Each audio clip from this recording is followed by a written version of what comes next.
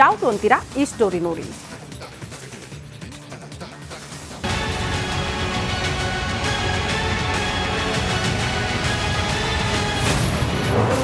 ದರ್ಶನ್ ಮತ್ತು ಗ್ಯಾಂಗ್ 3 ಸೆಕೆಂಡ್ನ ಆತಂಕ. ಒಂದೇ ಒಂದು ವಿಡಿಯೋ ತಂದಿಡ್ತು ಸಂಕಷ್ಟ. ಕೊಲೆ ಕೇಸಲ್ಲಿ ಲಾಕ್ ಆಗಿರೋ ದರ್ಶನ್ಗೆ ಸದ್ಯಕ್ಕೆ ಬಿಡುಗಡೆ ಭಾಗ್ಯ ಇಲ್ಲ ಎಂಬಂತೆ ಕಾಣುತ್ತಿದೆ. ಯಾಕಂದ್ರೆ ಒಂದಾದರ ಮೇಲೊಂದು ದಾಸನಿಗೆ ಸಂಕಷ್ಟಗಳು ಎದುರಾಗಲು ಕ್ಯೂನಲ್ಲಿ ನಿಂತಂತಿವೆ. ಈಗಾಗಲೇ ಹಲವು ಸಾಕ್ಷಿಗಳನ್ನ ಕಲೆ ಹಾಕಿರೋ ಪೊಲೀಸರಿಗೆ ಮತ್ತೊಂದು ಮಹತ್ವದ ಸಾಕ್ಷ್ಯ ಸಿಕ್ಕಿದೆ. ದರ್ಶನ್ ಮತ್ತು ಗ್ಯಾಂಗ್ ಕ್ರೌರ್ಯಕ್ಕೆ ಸಿಕ್ತು ಮತ್ತೊಂದು ಸಾಕ್ಷಿ. ಐಫೋನ್ನಲ್ಲಿ ಅಡಗಿದೆಯಂತೆ ಅದೊಂದು ಪ್ರಮುಖ ಎವಿಡೆನ್ಸ್. ಆರೋಪಿಯೊಬ್ಬನ ಮೊಬೈಲ್ ರಿಟ್ರೀವ್ಗೆ ಕಾಕಿ ಹರಸಾಹಸ. ಆರೋಪಿಯೊಬ್ಬನ ಫೋನ್ನಲ್ಲಿ ರೆಕಾರ್ಡ್ ಆಗಿದೆ ಹಲ್ಲೆ ದೃಶ್ಯ. ಕೊಲೆ ಮಾಡೋ ವೇಳೆ 3 ಸೆಕೆಂಡ್ ವಿಡಿಯೋ ರೆಕಾರ್ಡ್. ಆ 3 ಸೆಕೆಂಡ್ನಲ್ಲಿದೆಯಂತೆ ಕೊಲೆಯ ಸ್ಫೋಟಕ ಎವಿಡೆನ್ಸ್. ಆ ಮೊಬೈಲ್ ಅನ್ನ ಹೈದರಾಬಾದ್ FSLಗೆ ಕಳುಹಿಸಿರೋ ಪೊಲೀಸರು. ಆ 3 ಸೆಕೆಂಡ್ ವಿಡಿಯೋ ಸಿಕ್ಕರೆ ಕೇಸ್ನಲ್ಲಿ ಪ್ರಮುಖ ಸಾಕ್ಷ್ಯ. ಹೀಗಾಗಿ ಆ ವಿಡಿಯೋ ರಿಕವರಿಗಾಗಿ ಕಾಯ್ತಿರುವ ಪೊಲೀಸರು ಸದ್ಯ ಎಲ್ಲ DVRಗಳನ್ನ ರಿಟ್ರೀವ್ ಮಾಡಿದ್ದು, ಸದ್ಯ ಆರೋಪಿಗಳ ಚಲನವಲನದ ಸಂಪೂರ್ಣ ಮಾಹಿತಿ ಪೊಲೀಸರಿಗೆ ಸಿಕ್ಕಿದೆ. ಇದು ಕೋರ್ಟ್ನಲ್ಲಿ ಹಾಜರುಪಡಿಸಿದ್ರೆ ದರ್ಶನ್ ಅಂಡ್ ಗ್ಯಾಂಗ್ ಶಿಕ್ಷೆ ಆಗುವ ಸಾಧ್ಯತೆ ಇದೆ. Bureau report, republic Kannada. ಸೆರೆವಾಸದಿಂದ ಸಾರಥಿ ಸೊರಗೋಗಿದ್ದಾನೆ. ಜ್ವರದಿಂದ ಕಾಟೇರ ಬಳಲುತ್ತಿದ್ದಾನೆ. ಹಾಗಾದ್ರೆ ನಟ ದರ್ಶನ್ ಈಗ ಹೇಗಿದ್ದಾರೆ? ದಾಸನನ್ನ ಭೇಟಿಯಾಗಿರುವ ದೋಸ್ತಿಗಳು ಹೇಳಿದ್ದೇನು ಅಂತ ನೀವೇ ನೋಡಿ.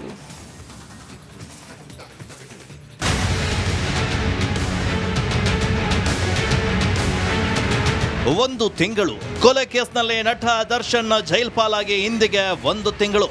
ಆದ್ರೆ ಒಂದೇ 1 ತಿಂಗಳ ಸೆರೆವಾಸ ದರ್ಶನ್ರನ್ನ ಹಿಂಡೆ ಹಿಪ್ಪೆ ಮಾಡಿದೆ.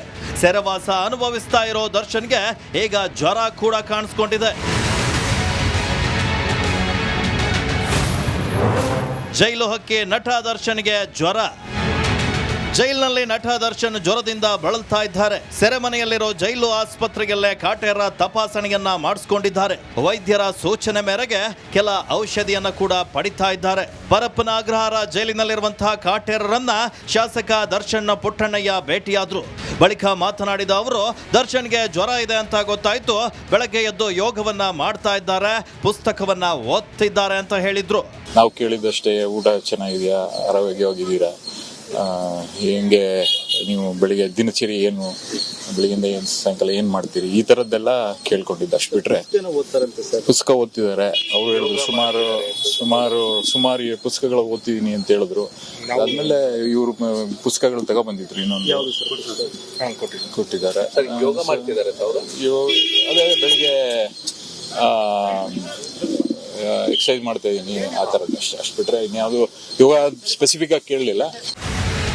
ಒಂದ್ ಕಡೆ ಜೈಲೂಟ ಸೇರ್ತಾ ಇಲ್ಲ, ಮತ್ತೊಂದ್ ಕಡೆ ಜ್ವರ ಬೇರೆ. ಒಂದೇ ತಿಂಗಳ ಸೆರೆವಾಸ ಸಾರಥಿಯನ್ನ ಸೊರಗಿಸಿರೋದಂತೂ ಸುಳ್ಳಲ್ಲ. Bureau report, republic Kannada.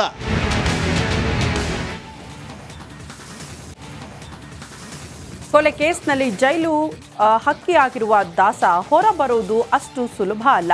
Bale ಸಿಗೋದು ತುಂಬಾನೇ ಕಷ್ಟ ಅಂತ ದಾಸನಿಗೂ ಸುಳಿವು ಸಿಕ್ಕಿದೆ ಅಂತೆ. ಈ ಕುರಿತ ಒಂದು ರಿಪೋರ್ಟ್ ಇಲ್ಲಿದೆ ನೋಡಿ.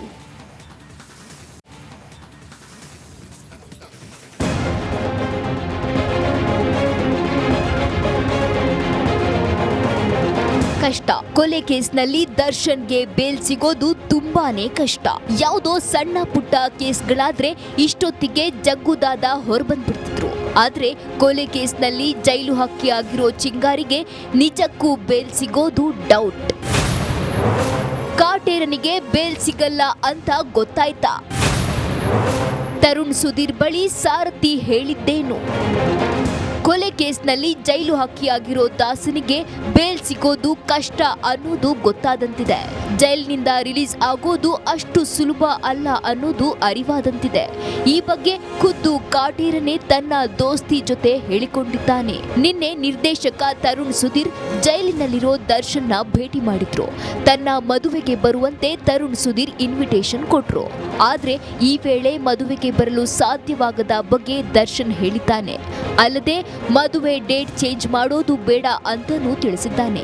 ಬೇಲ್ ಸಿಗೋದು ಡೌಟ್ ಅಂತ ಗೊತ್ತಾಗಿರೋ ಕಾರಣ ಫಿಕ್ಸ್ ಆಗಿರೋ ಡೇಟ್ನಲ್ಲಿ ಮದುವೆ ಆಗ್ಲಿ ಅಂತ ದಾಸ ಹೇಳಿ ಕಳಿಸಿದ್ದಾನೆ.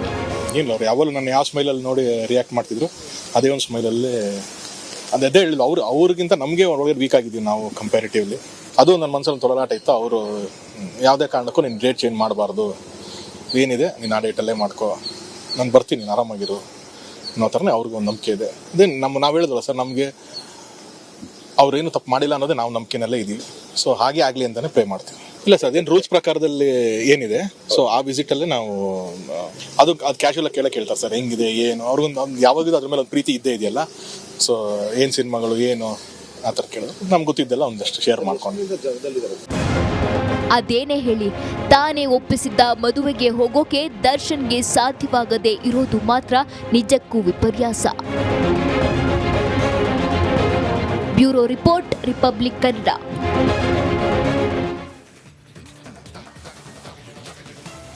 ಎದೆ ಎತ್ತರಕ್ಕೆ ಬೆಳೆದ ಮಗ ಉಡಾಳ ಸ್ನೇಹಿತನ ಸಹವಾಸ ಮಾಡಿ ಹಾಳಾಗುತ್ತಿದ್ದ. ಹೆತ್ತ ತಂದೆ ಮಗನ ಸ್ನೇಹಿತನಿಗೆ ಬುದ್ಧಿವಾದ ಹೇಳಿದ್ದ. ದುಶ್ಚಟಗಳಿಗೆ ದಾಸನಾಗಿದ್ದ ಆತ ಸ್ನೇಹಿತನ ತಂದೆಯನ್ನೇ ಚಾಕುವಿನಿಂದ ಇರಿದು ಕೊಲೆ ಮಾಡಿಬಿಟ್ಟಿದ್ದಾನೆ. ಮಾಡಬಾರದ ವಯಸ್ಸಿನಲ್ಲಿ ಕೊಲೆ ಮಾಡಿ ಜೈಲು ಸೇರಿದ್ದಾನೆ. ಈ ಕುರಿತ ಒಂದು ವರದಿ ಇಲ್ಲಿದೆ ನೋಡಿ.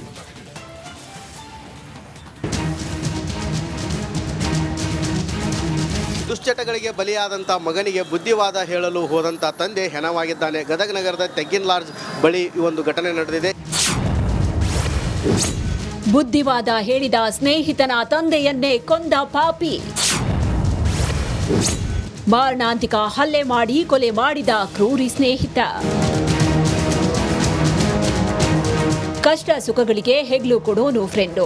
ಬುದ್ಧಿವಾದ ಹೇಳಿದ ಸ್ನೇಹಿತನ ತಂದೆಯನ್ನೇ ಕೊಲೆ ಮಾಡಿದ್ದಾನೆ ಇಲ್ಲೊಬ್ಬ ಪಾಪಿ.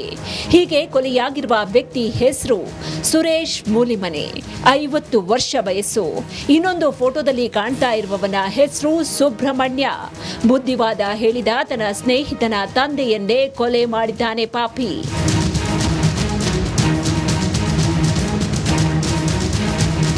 ಅಂದಹಾಗೆ ಕೊಲೆಯಾದ ಸುರೇಶ್ ಅವರ ಮಗ ತರುಣ್ ಹಾಗೂ ಅದೇ ಏರಿಯಾದ ಸುಬ್ರಹ್ಮಣ್ಯ ಇಬ್ರು ಕೂಡ ಕುಚಿಕು ಫ್ರೆಂಡ್ಸ್. ದುಶ್ಚಟಗಳ ದಾಸನಾಗಿದ್ದ ಸುಬ್ರಹ್ಮಣ್ಯನಿಗೆ ನೀತಿ ಪಾಠ ಹೇಳಿದ್ರಂತೆ ಕೊಲೆಯಾದ ಸುರೇಶ್. ಇದನ್ನೇ ಬಹಳ ಸೀರಿಯಸ್ ಆಗಿ ತೆಗೆದುಕೊಂಡ ಸುಬ್ರಹ್ಮಣ್ಯ ಜುಲೈ 15ರಂದು ರಾತ್ರಿ ಸುರೇಶ್ ಮೇಲೆ ಚಾಕುವಿನಿಂದ ಹಲ್ಲೆ ಮಾಡಿ ಎಸ್ಕೇಪ್ ಆಗಿದ್ದ. ಸ್ಥಳೀಯರು ಗಂಭೀರ ಗಾಯಗೊಂಡಿದ್ದ ಸುರೇಶ್ ಅವರನ್ನ ಹುಬ್ಬಳ್ಳಿಯ ಕಿಮ್ಸ್ ಆಸ್ಪತ್ರೆಗೆ ದಾಖಲು ಮಾಡಿದ್ರು. ಆದರೆ ಚಿಕಿತ್ಸೆ ಫಲಕಾರಿಯಾಗದೆ ಸುರೇಶ್ ಸಾವನ್ನಪ್ಪಿದ್ದಾರೆ. ಪೊಲೀಸರ ತನಿಖೆ ವೇಳೆ ಇದೊಂದು ಕೊಲೆ ಅನ್ನೋದು ರಿವೀಲ್ ಆಗಿದೆ. ಅಂದರೆ ಸರಾಯಿ ಕುಡಿದು ಮತ್ತೊಂದು ಮಾಡ್ತಾ ಇದ್ದಾನೆ ಅಂತೇಳಿ ಇವ್ರ ತಂದೆ ಏನು ಡಿಸೀಸರ್ ಸುರೇಶ್ ಇದ್ದಾರೆ, ಇವರು ಪುನಃ ಆರೋಪಿ ಸುಬ್ರಹ್ಮಣ್ಯಗೆ ಬೈತಿರ್ತಾರೆ. ಸೊ ಆ ದಿವಸ ಕೂಡ ಈ ಬಗ್ಗೆ ಮಾತುಕತೆಯಾಗಿ ಒಂದು ಚಾಕುದಿಂದ ಇವರಿಗೆ ಗಾಯ ಮಾಡುವ ಮುಖಾಂತರ ಗಾಯಪಡಿಸಿದ್ದಾರೆ. ಅದರಿಂದ ಸಬ್ಸಿಕ್ವೆಂಟ್ಲಿ ಆಸ್ಪತ್ರೆಯಲ್ಲಿ ಹೋಗಿ ಇವರು ಸುರೇಶ್ ಅವರು ಮೃತಪಟ್ಟಿದ್ದಾರೆ ಅಂತ ಗೊತ್ತಾಗಿದೆ. ಈ ಬಗ್ಗೆ ಗದಗ ಶಹರ ಪೊಲೀಸ್ ಠಾಣೆಯಲ್ಲಿ ಕೊಲೆ ಪ್ರಕರಣ ದಾಖಲಾಗಿದೆ.